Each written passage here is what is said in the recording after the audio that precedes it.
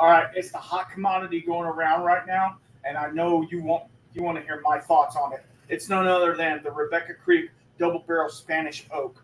Let's get into it.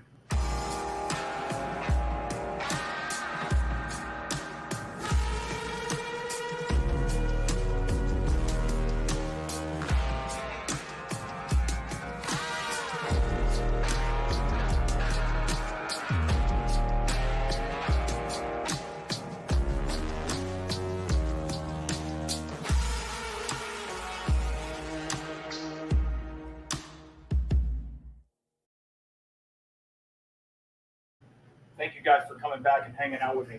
Okay, so this bottle right here, you've seen it going around whiskey tube, haven't you? You've seen it. Everybody's talking about the Rebecca Creek Double Barrel Spanish Oak, right?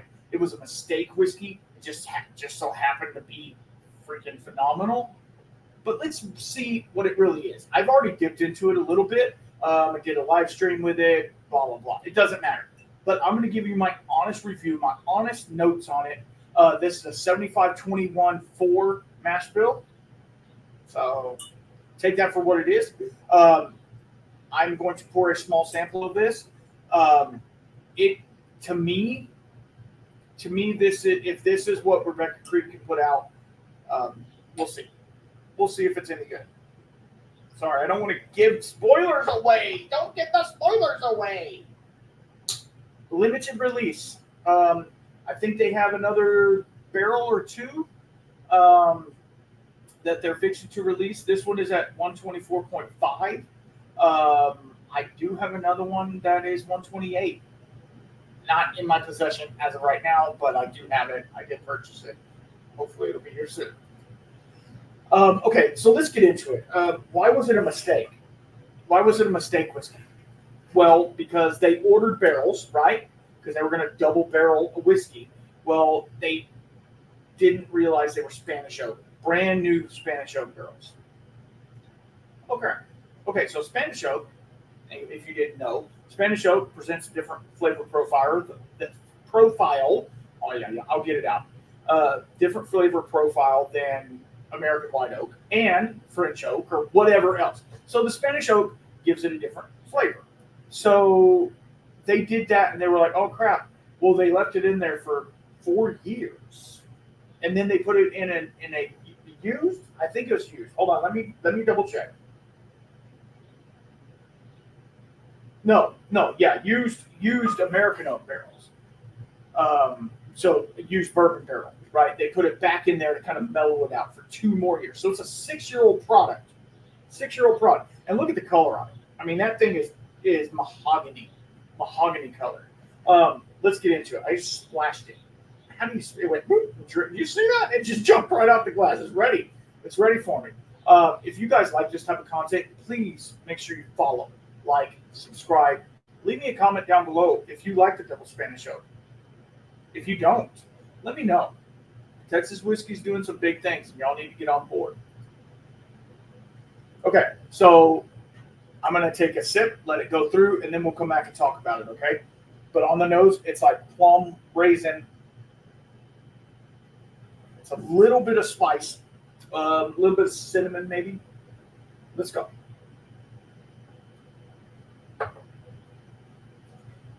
Just let it go to acclimate your palate to the whiskey.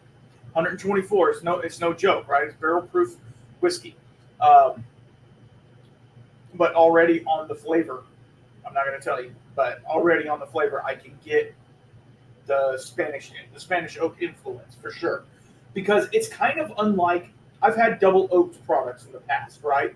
And I would love to do a side by side with their regular double oaked.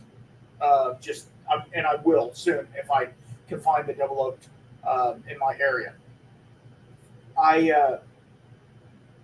You can taste that what the Spanish oak is giving to it.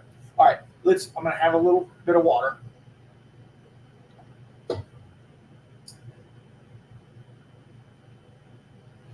Okay. On the nose. Wow. Okay, so it's like molasses. No. Maple syrup. over a chunk of wood. I know it sounds stupid. Okay, so let's say you were outside and you were making s'mores, and you have, instead of using like a coat hanger or a s'more thing, we always use a metal coat hanger, whatever. You used the oak stave, and instead of using the marshmallow, you did maple syrup because it's chocolate on the nose too. Okay, let's get into the taste.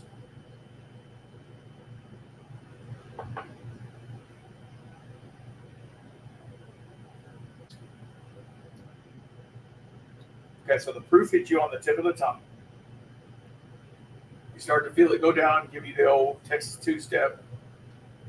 It's not a Kentucky hug, right? It's Texas two-step.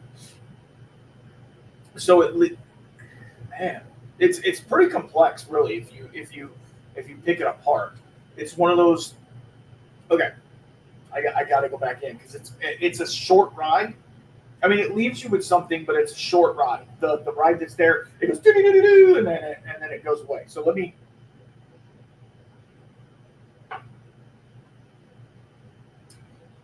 Okay. Sweet honey, caramel, obviously honey's sweet. Caramel, vanilla, dark chocolate, plum, like a plum, but like a sugared plum.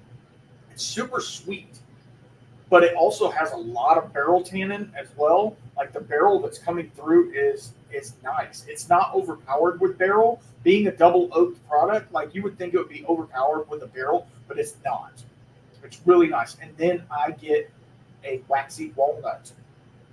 If you've ever had walnuts, they taste like they're almost wax covered sometimes. And then it's a little astringent, but not in a bad way. Not like a good wine that's in an oak barrel, how it has that little bit of astringency. It's the same here.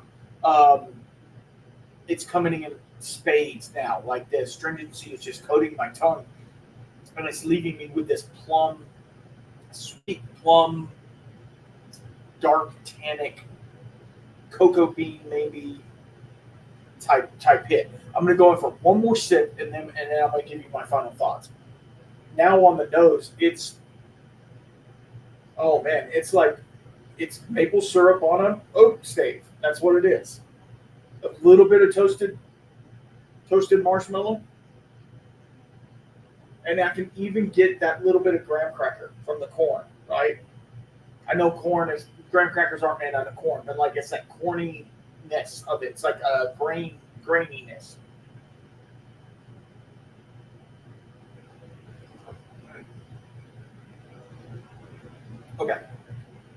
Okay. So on a scale, I don't normally do scales, but I feel like I need to do a scale on this. And this is a bourbon, right? I love bourbon, don't get me wrong, but bourbon is not my go-to, right? It's either a single malt, American single malt, or a Scotch or Irish or something like that. That's what I normally go for.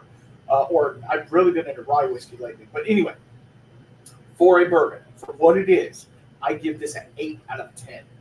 Yeah, I give it an 8 out of 10. The only thing it loses marks for, and this is nitpicky, is that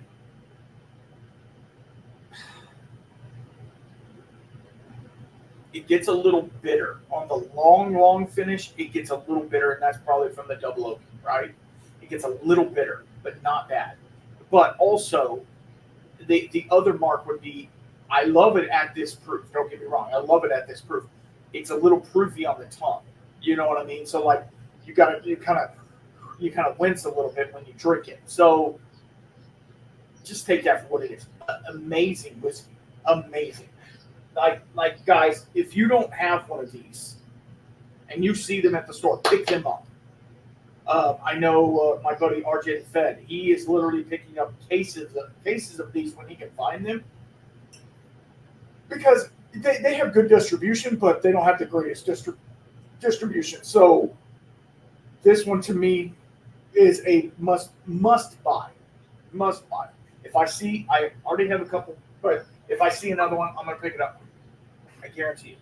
So yeah, if you like this type of stuff, make sure you comment down below. If you need to get a hold of me, Whiskeyshamanpodcast@gmail.com. That's where you find me. Thank you so much to the sponsors, Bad Motivator Barrels and Z. Smith Whiskey and Mixology. I just like saying that. You guys are great. You're keeping the lights on. And thank you to my Patreon. Thank you guys so much for, again, keeping the lights on. And I love you guys. Be good. And until next time, keep your spirits up. 8 out of 10.